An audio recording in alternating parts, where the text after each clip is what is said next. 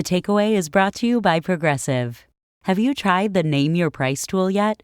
It works just the way it sounds. You tell Progressive how much you want to pay for car insurance, and they'll show you coverage options that fit your budget. It's easy to start a quote, and you'll be able to find a rate that works for you. It's just one of the many ways you can save with Progressive. Get your quote today at Progressive.com and see why 4 out of 5 new auto customers recommend Progressive. Progressive Casualty Insurance Company and Affiliates. Price and coverage match limited by state law. WNYC Studios is supported by NerdWallet's Smart Money Podcast. Your dreams for 2022 are closer than you think. Subscribe to NerdWallet's Smart Money Podcast for the weekly financial know-how you need to turn your dreams into reality. You're listening to The Takeaway with Melissa Harris Perry from WNYC and PRX in collaboration with WGBH Radio in Boston. Steven Pifer is the William J. Perry Fellow at the Center for International Security and Cooperation at Stanford University and a non-resident senior fellow at the Brookings Institution. He served as the U.S. ambassador to Ukraine from 1998 to 2000. Ambassador Pifer, thank you so much for being here. Hello, Melissa. How are you today? So Vladimir Putin was serving as prime minister and then president of Russia while you were ambassador. Was the Clinton administration concerned about Putin and his leadership at that time? You know, back in when I was in Ukraine in 2000, after Mr. Putin had become president, the Ukrainians were a little bit nervous, but this is a different Vladimir Putin than we're seeing today, I think. Different in what sense? Early on, I mean, Mr. Putin was fairly calculated, and he did the balancing of costs and benefits. He took risks, but they were manageable risks. I think what you're seeing today, particularly with regards to Ukraine, is a much more emotional, even angry Putin. And we saw it in this distorted history that he presented about Ukraine, this long essay he wrote last summer, and then in the speech he gave on February 21, which is really his declaration of war against Ukraine. Now, I am presuming, but help me to understand, in a diplomatic role, what happens when you shift from dealing with a leadership that is taking risks, but where you can understand the calculations, to one that does seem to be more emotive in its cause? Yeah, it becomes a little bit more difficult. I mean, I look at the risks and the costs that Russia's undertaken by this invasion. First and foremost, the risks and costs that the Russian military is now encountering. And by admission of the Russian Ministry of Defense, Russia's lost 500 soldiers killed in action. My guess is that the number is substantially higher. And those numbers are going to continue to grow.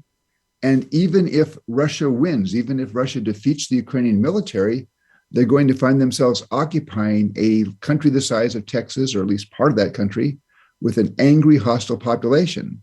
And on top of that, now you have the economic sanctions, which are having a huge impact on Russia. And you have things like he's galvanized NATO. In 1 week, you saw Germany basically change an approach of 5 decades towards Russia. So I look at those costs and say, those are huge costs. They may overwhelm the sort of gain he hopes to achieve, but Mr. Putin seems to be operating on a different logic. And I think that is in part due to the emotion he attaches to the Ukraine issue. Given this shift, this sort of new Putin, as you're describing, and this willingness to take risks that seem far less calculated, easy to at least determine what they are, do you think that there's anything the West might have done to de-escalate by not expanding NATO in the 90s and 2000s? Or was that expansion the right move? I guess I'm wondering to the extent to which that expansion initiated some of this emotive response from Putin.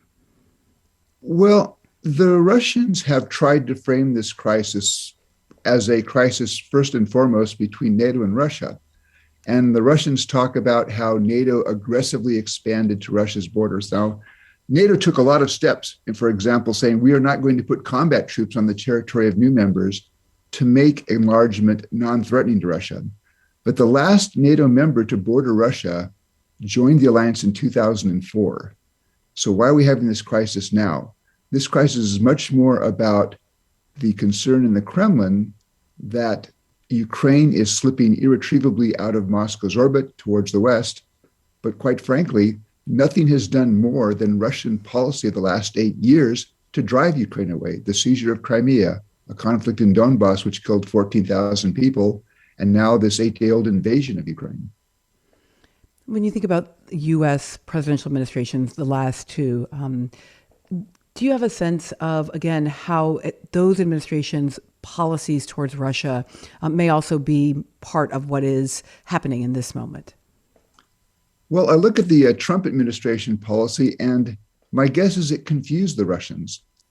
I often joke that there was probably no harder job in the Kremlin than being the American watcher and trying to explain the difference between President Trump, who basically never criticized President Putin, talked about wanting to have a great relationship with Russia, and an administration which actually pursued some fairly tough steps. I think the advantage of the Biden administration was there was clarity. You actually had a president who was in sync with this policy, and the Russians don't like the policy, but there was clarity. And between Washington and Moscow, I think predictability and clarity is always important. I don't want the Russians miscalculating the American reaction.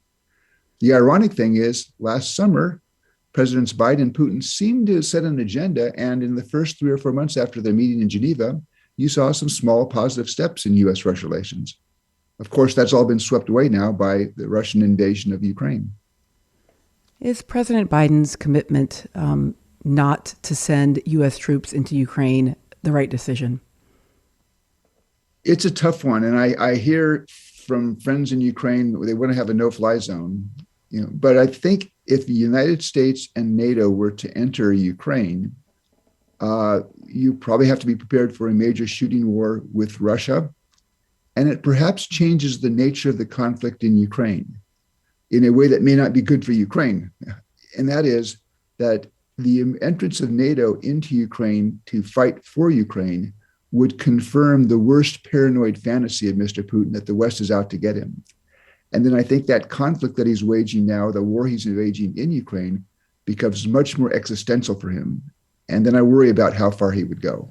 Is the nuclear threat a real one at this moment? This is something Vladimir Putin has a history of talking very loosely about nuclear weapons. He uses that as a tool to intimidate. The White House has responded in exactly the right way, not overreacting. It makes me a little bit more nervous. But again, I think the primary purpose is to make those of us in the West a bit nervous about what he might do. It's an irresponsible thing to say, but it's Vladimir Putin.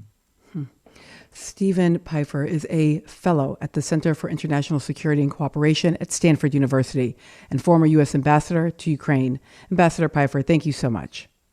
Thank you.